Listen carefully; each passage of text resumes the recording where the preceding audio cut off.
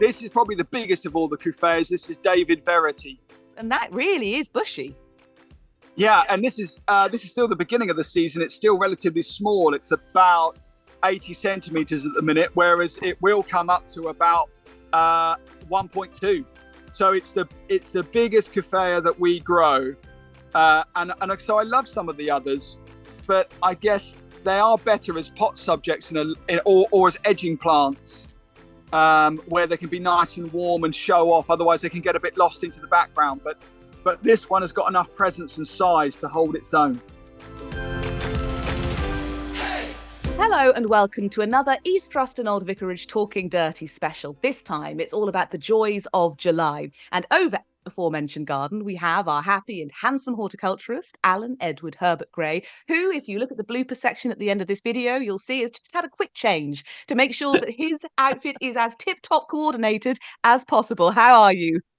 I'm absolutely fine, but I'm sitting here just wondering if there is anything sacred. I guess it isn't.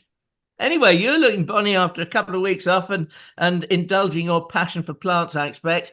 Wonderful stories coming up, I think. We'll hear much as we go on, but welcome, Thordis Maria Sophia Fredrickson. How are you doing? Well, I'd like to say well rested. Of course, that never happens when you've got a small person in your life, but it was wonderful to just spend a couple of weeks doing not very much really, other than playing with a toddler, walking on the beach, all those sorts of things, enjoying those little toddler chuckles at seeing all kinds of unusual things like seaweed or pebbles, the fascination with gravel. And also I've now taught him what ferns are, so he goes around the garden going fern, fern, fern. Not sure it's always accurate identification, but he thinks he knows what a fern is and he's very excited about it. The brainwashing for my undergardener continues.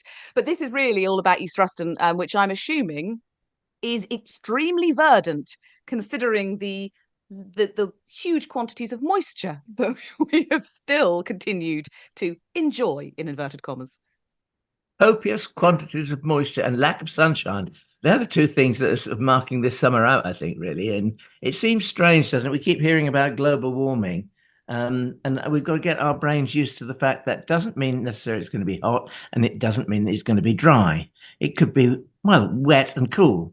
Or the lovely term that I like to use is coolth, C-O-O-L-T-H.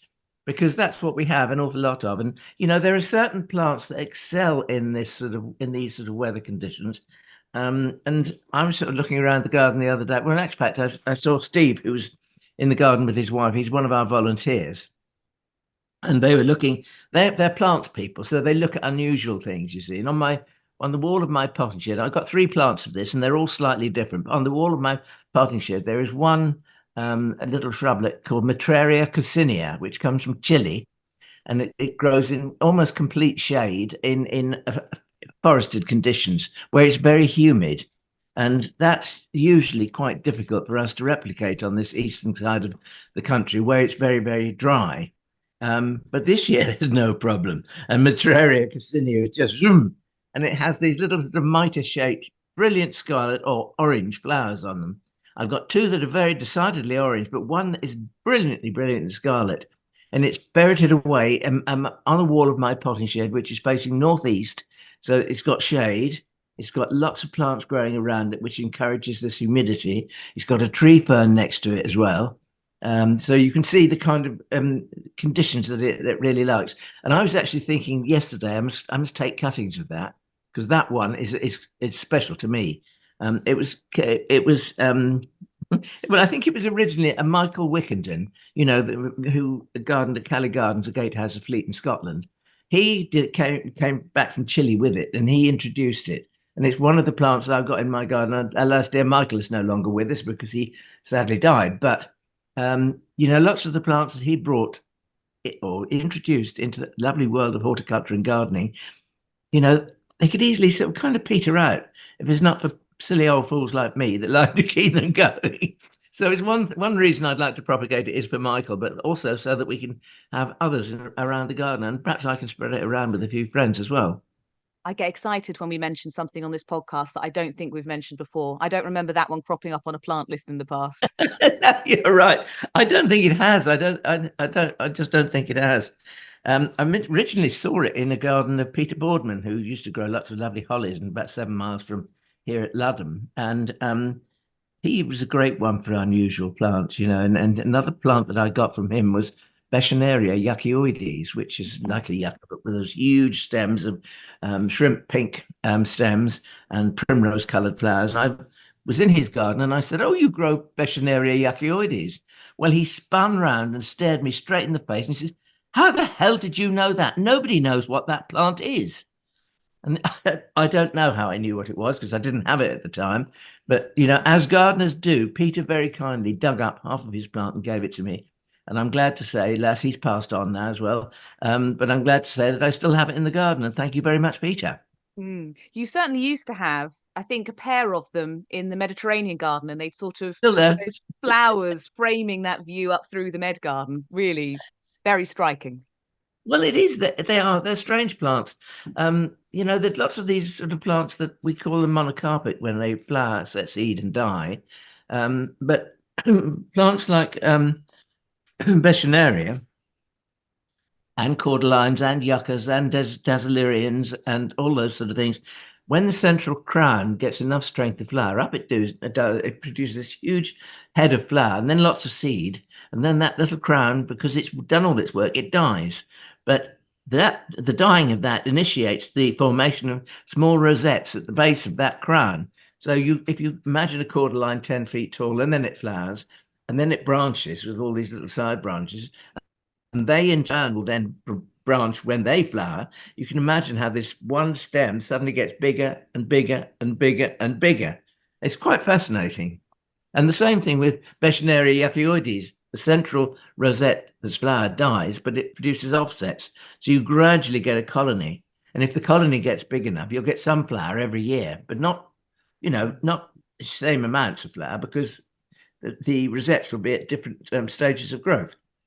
Talking of monocarpic plants immediately took me to your desert wash and your Agave montana and all of that. I mean, it's been such a year, and I know you have excellent drainage, but there has been so much moisture. How is the desert wash coping with all of that rain? Well, it's coping very well, in actual fact, I have to say. It doesn't look quite so much like a desert. It looks rather like a verdant desert because we have had all that rain. And you know, normally at this time of the year, July, and we're thinking that the desert is drying up and it's gradually looking as it should, like a desert. But this year, of course, it's nothing like that. I think we had just 1.5 inches of rain last week again, which is huge amounts for us. And you know, but there's a flip side to it as well. I mean, I just mentioned Mitraria coccinea because I mean that is a plant that loves moisture and a moist atmosphere. And I was looking around the garden the other day and I walked around the corner and there's a fuchsia. It's not a very special fuchsia. It's called Delta Sara. And it has white and purplish flowers. And purplish blue, I think you'd call them when they first open. They gradually fade, the skirts gradually fade to purple over a period of days. It's not that old a fuchsia. It's a relatively new introduction. I can't remember quite when it was introduced, but it's a very strange one because it's hardy. And, you know, it's a big growing fuchsia. We cut ours back, and not necessarily me does it. I mean, Ian could do it, one of the other people could do it. But we cut the framework back to about 60 centimeters, 2 feet. And already it's 4 feet. Now that's all the moisture we've had. And, you know, this fuchsia is hardy enough so that it shoots all the way along the old growth. Now, if we had a really severe winter, I think the old growth would be killed and it would be cut down to ground level and have to start from the base. But because it retains some of its old growth, it starts flowering much earlier. So we've had fuchsia in flower since April, which is amazing. Don't knock it, you know. It's incredible. And the other plant that I think is doing exceptionally well this year are begonias, of which I grow quite a few. There's the lovely hardy begonia, Begonia evansiana, and its names. There's a pink flowering form and the white flowering form, and we've had those for years. And again, they came from Cali Gardens originally, for me anyway. But last year I heard of a hybrid, and Begonia evansiana, with its hardiness, has crossed with an as yet unknown Bhutanese species begonia. The resultant seedlings suddenly produced this enormous great foliage. And this year, of course, because it's been so moist, I mean, I'm talking about leaves 30 centimeters across on a plant that's under 2 years old. So, I know they're deciduous, but, the culm gradually builds up strength. So it gets kind of bigger and better and bigger and better. So what I did last year was, like it's one of its parents, Begonia evansiana, Begonia Torsa, which is what it's called, it has little pips in the leaf axils. And these little pips, they look a bit like little pink apple pips. And if you take them out and sow them, they are in actual fact new plants. If you sow them, I sowed mine on some very, very dry compost. I covered them with vermiculite. I gave them one watering, really just to make sure that they were in contact with the soil and everything. And didn't do much else with them in the greenhouse over the winter, frost-free. And suddenly all these little green things popped up this year. So we've considerably increased our stock. And as it's very rare and still quite expensive, I'm rather excited. It's fantastic. But I mean, you see, there's always a sunny side to every dark side, I think you can say. So if you look for the good things, it could be a mantra for life, couldn't it? Look for the good things. Oh yeah, glass half full. I mean, I haven't been to East Ruston now for ages. It turned out I never realised how far away you would feel when I had a toddler or a baby. This whole last 15, 16 months, it's been hard to come and clap eyes on your garden in person. It must be the longest time I've ever not seen it. And so I'm kind of keep pondering what's happening to different garden rooms that I haven't seen, and how this weather has treated areas like the exotic garden, which I love so much with that. I mean, that really is one of my standout memories of your garden. The first time I ever visited, and fortunately, it was one of your former garden parties of an evening. So it was that beautiful evening light, and I came through that big wooden structure with all the vine growing over it, and saw the sun-bathed exotic garden with the fountain cascading water up, and it was an unforgettable, magical moment for me. And that has always been a favourite corner of your garden. And obviously you've had all of this lovely rain to add to its lushness, but none of the sunshine that it probably would have wanted for all of the exotic plants. As I said, good things come from, from whatever it is. In the exotic garden, the foliage has never looked more lush. And there is something luscious and exotic about very good foliage. In actual fact, I'm sort of kind of going off, putting too much flowery things in there. I mean, I don't mean flowers, but I mean frilly flowery things. I don't mind a few blocks of rather unusual big dahlias. And I think when you're looking at exotic, that's what you have to think. Tell you what we did the other day. Ian decided to divide a ginger, and I think it's Hedychium Assam Orange. It's nothing special. It's just a very good ginger with orange flowers. And he decided to divide it. And because it likes growing in shade as well as sun, we put drifts of it through the woodland garden. And I think he got in excess of 50 plants from this one huge clump. And I mean, it is amazing. And, if not everybody wants 50 plants of one particular plant, but it does mitigate the cost, doesn't it? I mean, there's something else I did, which, well, I didn't really. I suppose Ian initiated this. I bought a dahlia from Crigg Farm Plants, a tree dahlia called Dahlia excelsa. And Dahlia excelsa, it's in flower now, and it's probably 8-9 feet tall. It could be 12 feet tall by the end of the summer with all the moisture we've had. And as I suspect that at the end of July, now this is a little prediction, mark my words, the jet stream is going to move and we are going to have heat, warmth, kindness. My bones are so cold. but if we do get that, everything is going to suddenly open up and smile, and it would be wonderful. But I bought this dahlia from Crigg Farm Plants. It cost me £50 for the dahlia and £25 for the carriage, which I thought was extortionate. But I wanted it and I was prepared to pay for it. Lots of people wouldn't have done, but now, I mean, it's mad people like me that keep these things going and all the rest of it. Anyway, at the end of the season last year, Ian dug it up. And it was a whopping great tuber, almost as big as, huge. You get your arms around it and give it a hug. Yeah. Well, we split it up, and we split it up so that we got 4 5-litre pots of tubers, and we potted them up, and they started to grow in the greenhouse. And when we had our very early plant fair this year, we were able to sell some of these plants, and I sold them at £12.50 each, and that was for a big pot, 5 or 6 litre pot, £12.50 each.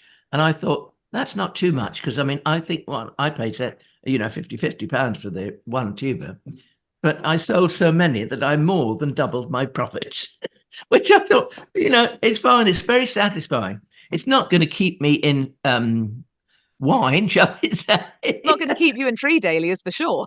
No, it's not. But it gives you enormous satisfaction that you've actually managed to make enough money to cover the cost of your original purchase. I also think when you love a thing, it is very easy to justify it. For you, super easy. You open your garden to the public. You share all of this botanical joy with thousands of people. So that's fine. My justifications are rather harder, but things like this podcast, the radio, they're an excellent way of justifying buying plants, seeds, growing things. How can I talk about it if I haven't had a go at growing it? So that's we can all find ways to justify these expenditures. Yeah. Exactly. No, you're quite right. It's a lovely way of doing things, and of course it's nice because, for instance, in the border between the vegetable garden, which we took a hedge out earlier this year, and that became a narrow border between the two sections, and it's got 4 miniature fruit trees in 2 plums and 2 pears, and they're real miniature. They came from Otter Farm, Mark Diacono in Devon from Otter Farm, and he has some really interesting fruits and things. People should look him up. Mark Diacono. Don't forget that one. My tip of the week. And also in there, I've got some fairly low growing plants. And to fill it up initially this year, we put the old fashioned Canterbury Bell, Campanula medium, which is a biennial. And that has looked wonderful, but because it doesn't like the rain, it's got big campanulate or bell shaped flowers, and they get sodden wet, and then they look like, in actual fact, that's my job for today, to go up and tidy that up, because I need to take the Canterbury bells out, and then I'll see what space I've got left, because I filled it with, a long border like that. I didn't want it to be too regimental. So I looked upon this as being my little stock border. So I've got one plant of this. Well, it can go in there because I can watch it. I mean, the border's no more than about, I suppose, 2.5 feet deep. And it's probably 25 feet long and 25 feet long on the other side. So it's long and thin. So if you've got one of something, bung it in there, and you can keep your eye on it. And, it also brings it home to you that there is only one. So you can actually think to yourself, well, I need to take cuttings of that. Yeah. In case my old plant dies, I've got replacements. If not, we'll sell them in the nursery, and other people can have them as well. All this talk of dividing things up, I can't remember when it was, a few episodes back, we talked about that wonderful, with the Chelsea one, it was probably the June East Ruston special. We talked about that lovely grass that Tom Stewart Smith used that I just adore, and probably first fell in love with at Beth Chatto's garden, Melica uniflora alba. And you said that, a sensible person would buy one and then divide it up into lots of little ones and create a drift. And ever since you said that, I cannot look at my clump in my garden without thinking, I'm going to get you, and I haven't got much of a space for a drift, but I keep thinking you also, I don't know why, but both child and dog persecute this grass, something terrible. So it needs to be a drift so that there isn't one specific point they can home in on. Yeah, no, exactly. You see, that's the kind of predation you get. Not necessarily from baby and dog, but it could be from many other things, from birds and deer and slugs and snails, goodness knows what. Yeah. Do you know what, actually, as a bit of an aside, I visited a friend in Norfolk the other day, and she is creating a kind of dead hedge to keep the deer out. She's got a farm, so she's very lucky that she's got lots and lots of cut down trees and twigs. So she put the posts in, and they're gradually weaving in all of this material that otherwise might go on a bonfire, I suppose. And wasn't Jill, was it? It was Jill. She did say she'd been to your garden. Yes, I saw her the other evening, actually. She's a lovely lady. We had a nice conversation. Yeah, well, it's she bought me a mug, don't you? Oh, yeah.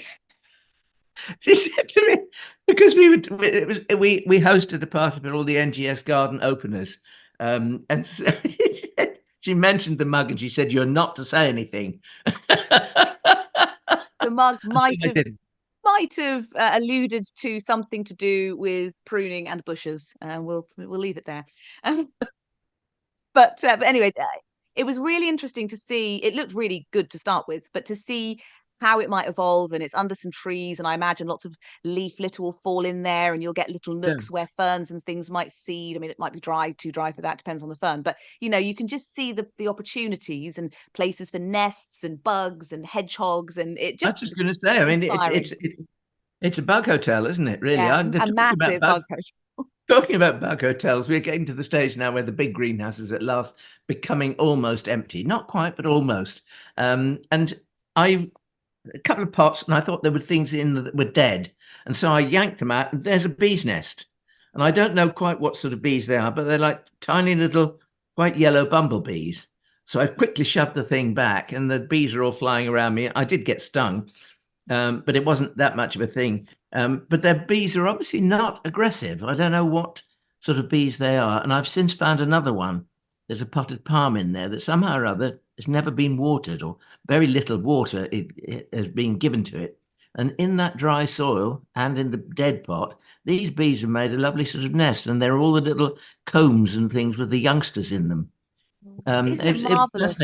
You might remember me saying, it was a few years ago now, I think I probably mentioned it on the podcast, losing some time in my garden to sitting and watching. I'd heard a big buzzing, and then I discovered that when I used to have a table, like kind of whatever they're called, like a wire, lots of holes in it basically, with a pot on top, so that a bee could get access right into the bottom of this pot that didn't get watered very much because it had a succulent or a sempervivum or something in it. And so I watched this bee, and it was cutting bits off the roses and then going up into the bottom of the pot. Yeah. And it's a leaf cutter bee. Yeah, amazing. Wonderful stuff to see. So sorry you got stung, but amazing that you managed to find 2 nests. Yeah, I'm thrilled. I mean, we put the pots back, and we put labels in them. Beware of the bees. Big labels, almost as big as your laptop screen, so that people will see them. I should leave them and let them do their stuff. Yeah, well, I mean, I'm assuming your garden's still absolutely full of pollinators. I've seen social media, lots of people talking about, well, some anecdotal. Some people say I haven't got any pollinators in my garden. Other people say I've got loads of pollinators. So how is East Ruston? East Ruston's all right. I think if there's a dearth of anything, it's butterflies, and that really largely because there's a lack of sun, and it's cool, and they don't like the cool weather any more than I do particularly. But well, I do like a bit of warmth. I mean, come on, it is summertime. Let's turn the heating off, please. Oh, I know. I mean, my garden and allotment are all very neglected, and so it's just weed central at the allotment, all the rain and everything. But when we had the odd pollinators, we've had the odd wind. Yeah, exactly. I've had many poppies, about one of which was what I'd actually sown, but there we go. Never mind. By the by, they were largely corn poppies that we discovered in the end. Lots of borage, pollinators loving that as well. And actually, the Dahlia is now starting to get going. And I put it on Instagram the other day. The great joy of all this borage is seeing how it combines with things. So Hadrian's Midnight, this lovely dark single Dahlia, could not look better next to that lovely violet blue of borage. So I'm loving my borage. My allotment neighbours might not, but so far no one's told me off. Well, I think the thing is about self-sows is that they can astonish you. We moved our compost heap 2 years ago now, and we made a series of hills adjacent to the desert, which we call buns. And I mean, the seed bank in that soil that we moved has just been incredible. And there's so many poppies. They're all varieties of somniferum, and they're outrageously coloured, from big frilly pink jobs to bright single dark reds with black middles, and black poppies and white poppies and pinks and all the colours in between, plums and purples. And it's been absolutely fascinating.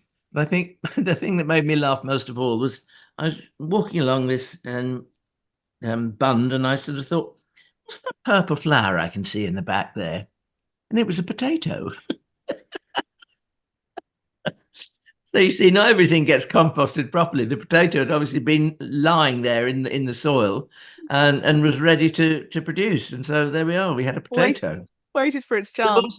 We've also got all these other lovely things as well. And again, you mentioned borage. Borage is everywhere. Yeah, it's a great foil. I think borage. I went to Norwich.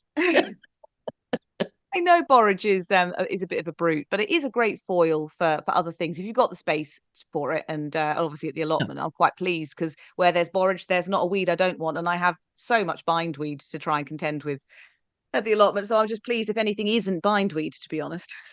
Yes.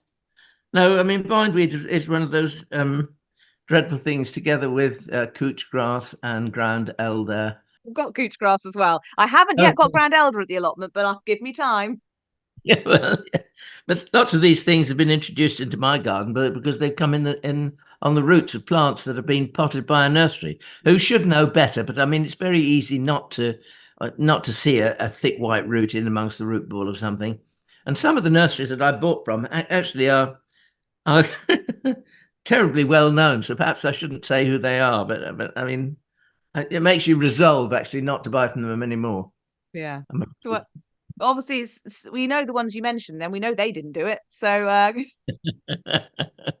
just listen back to the last 123 plus episodes and see which ones Alan mentions, and you'll know they're not popping a little extra bit of bonus bindweed into your pots.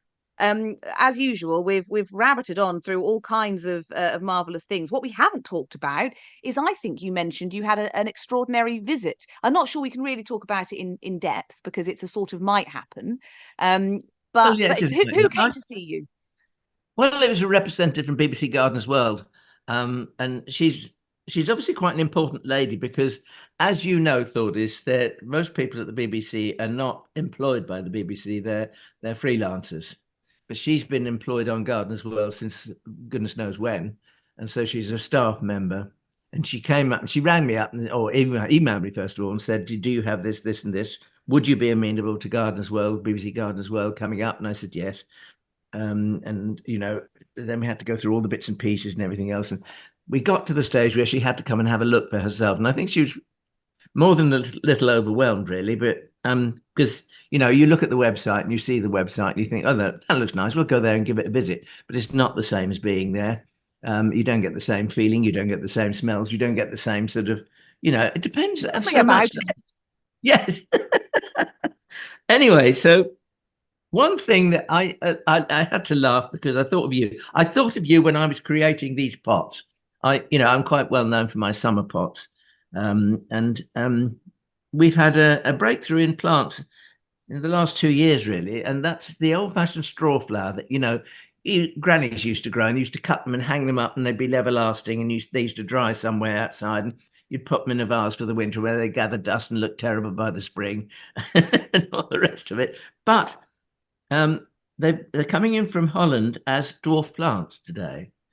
And they came, I bought a tray which were yellow because I have this plant already up in the desert. Don't know where I got it from, but I mean, I propagate it from cuttings and it suits the desert atmosphere with all this sort of straw and artificially looking things, everlasting looking things, I mean. And this year it's in pink, white, orange, and yellow. And so I bought a tray of the orange one, and I've used this as a bedding plant in 4 pots in the front courtyard. I've got a black grass in the middle, which is a Pennisetum purple baron, I think. Then helichrysum around that. I'm going to take photographs, don't worry. And around the edge, we've got 2 of those lovely little Oxalis that are being sold as patio plants. One has bright yellow and orange leaves, which is called something sunset, and the other one has brown leaves, and it's very much like the Oxalis that grows in the garden and everybody hates with the brown leaves. But this one's much looser and it doesn't see itself seed, and it drapes beautifully. And that's all it is. But Claire, who came up from the BBC, she looked at these pots and she said, "My God, your pots are stunning," and because she'd not seen that plant used like that before. And it is relatively new. And I mean, I know from past experience that providing you take off the dead heads when they start to look a little bit disgusting, and that's no great hardship in doing that, the plant will bloom and bloom and bloom. And if we get open weather, which I suspect we will, until the end of October, beginning of November, they will still be looking absolutely fantastic. So it'll be a race then to get them out and put the tulips in, won't it? And I need nobody to make me love any kind of helichrysum more, but clearly I can't wait to see the photos of this planting. right up Oh, my street. No wonder you well, thought of me. Orange helichrysums. It's about as well, 4DC as it unfortunately, gets. these ones are not good for cutting because they don't have long enough stems. I mean, they are a diminutive little plant, very stocky, which is nice. And I thought how nice it is to have something like that that blooms such a long time for people with smaller spaces. Because I know I always say to make your small space look bigger, plant one big thing in it. But can't everything can't be big, can it? So Well, no. it's nice to have these other things. And I've since used it in another scheme. I've since used this there because I had some pink ones as well, you see. So I've used the pink flowered one in another scheme, and I've used the Oxalis with the pink leaves in it, and a phlox called something stars. Oh, is it what a little kind of bedding phlox, like a bluey striped one? Yes. Yeah, I can't remember what it's called either, but I know what Jane you Ann mean. Walton, if anybody's listening, you should look at Jane Ann Walton on Instagram because she posts some wonderful photographs. Last year, I mean, I know her quite well. Last year, she came to the garden and she mentioned sugar stars, Phlox Yes. drummondii sugar stars. And she said, why don't you try that? Because I found that it lasts much longer than petunias. Mm. And so I got somebody to grow me some. And he said to me when he came to the garden the other day, he said, I haven't seen this since the 1960s. So it's obviously a plant that's not really, it's kind of gone out of favor, I guess. And somebody produces petunias with huge flowers and big trumpets and all the rest of it. But sugar stars last much longer. And Jane Ann said, I saw a photograph on her Instagram account in October, and it was sugar stars, Phlox sugar stars was looking fantastic. And so we talked about it, and she said, I find that it lasts much better than petunias, which go over at the end. You get into September and they start to look sort of slightly saggy, baggy, and a bit past the best. Yeah, well, it's very fashionable to do the Phlox drummondii Creme Brulee, which is all kind of beiges and slightly, I mean, it's beautiful. I love it.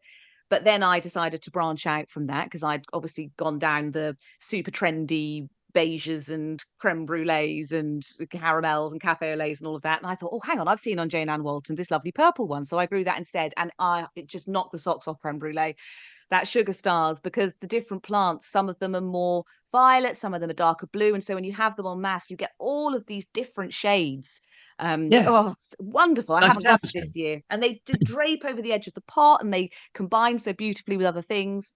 They're great. When I used to grow this plant together with my grandmother, we used to, it's Phlox drummondii I'm talking about here. It's a floppy plant. In the side of a container, it's lovely because it drapes over and it fills out and it looks very graceful. But I had some sugar stars that were rather, shall I say, etiolated.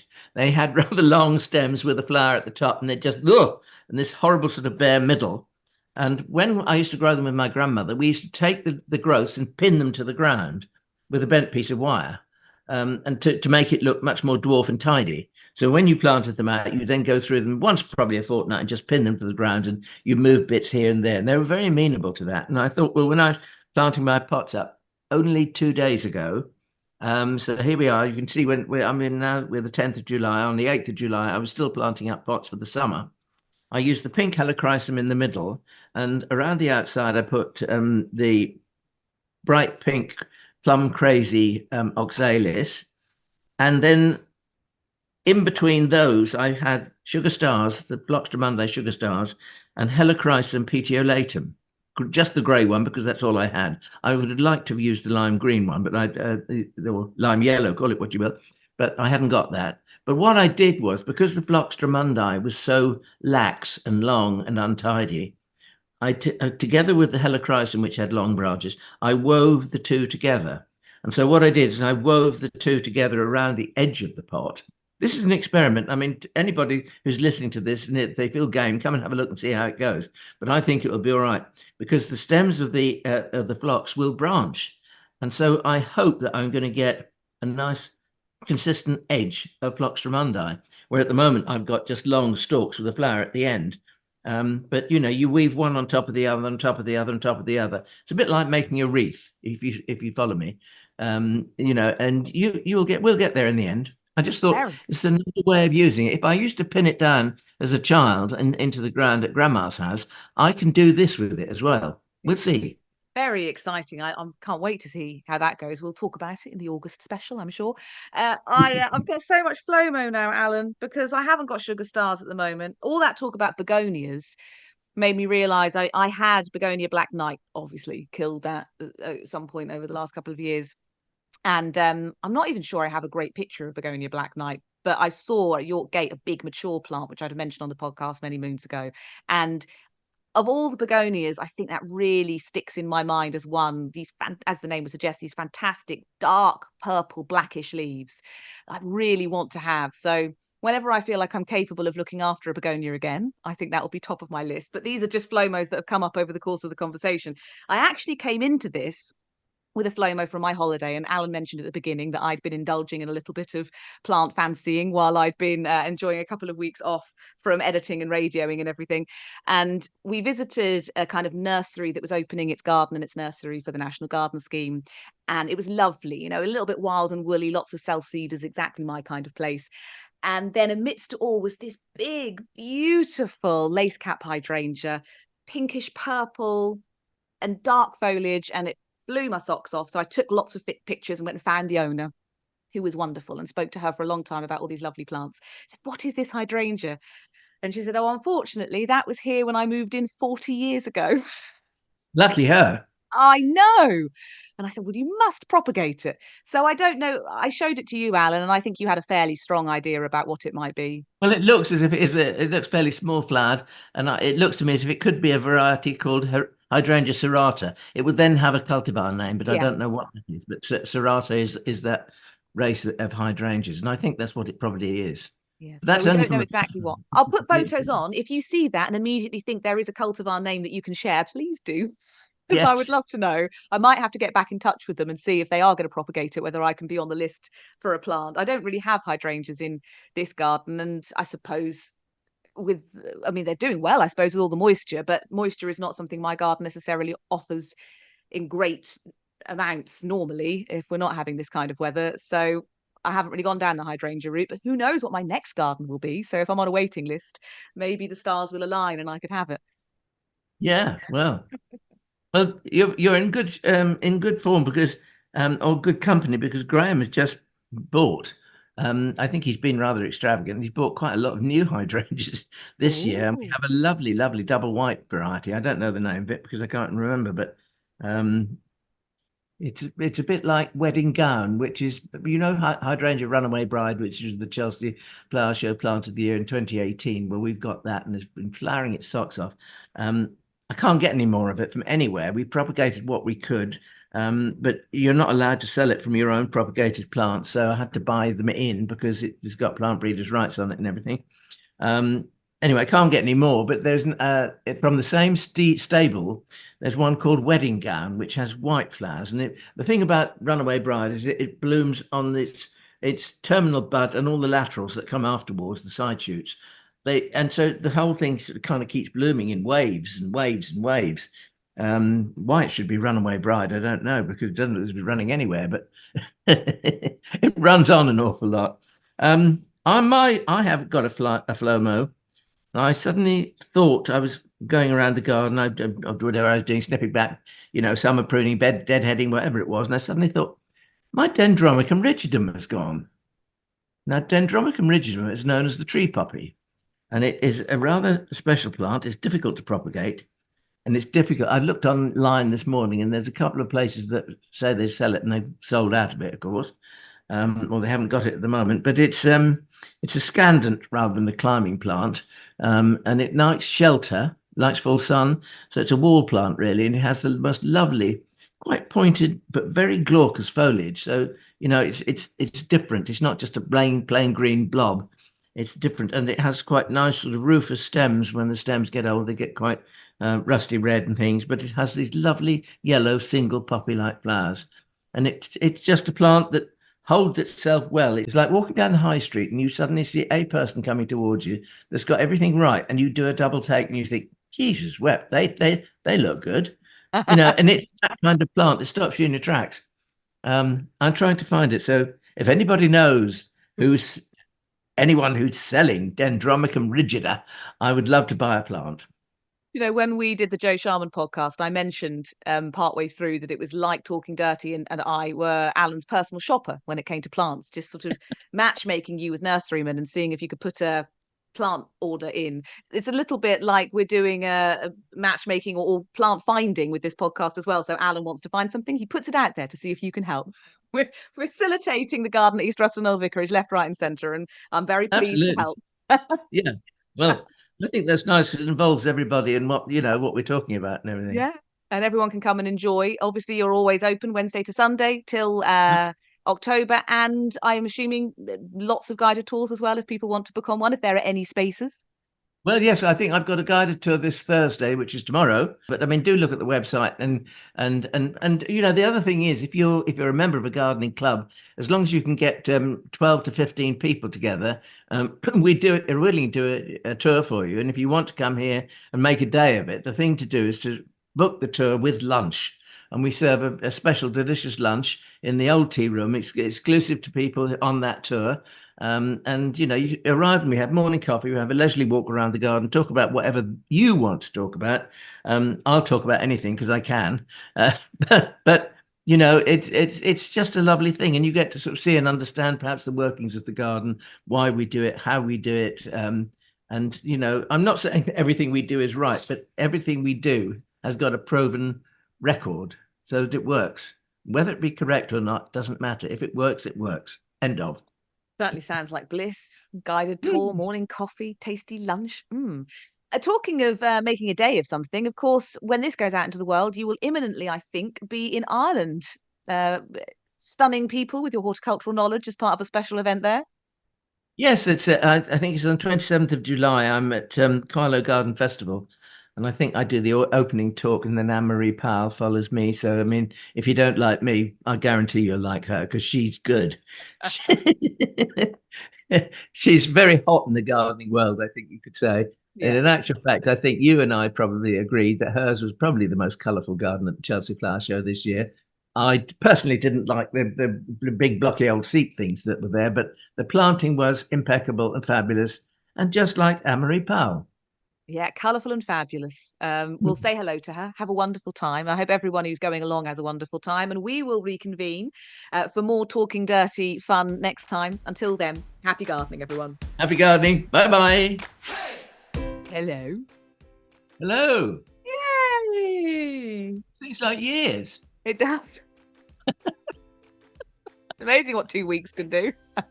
Well, is that all? A fantastic orange combo for you. Oh, lovely. Go, and hopefully my brain. Something happening on the 13th of July this year. Something happening. Yeah. Other than me getting older. Oh, that's what it is.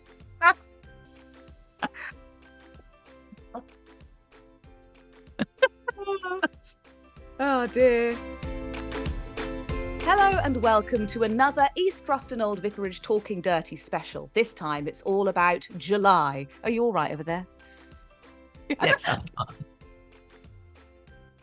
You're right, they do go rather better with that marvellous top you're wearing.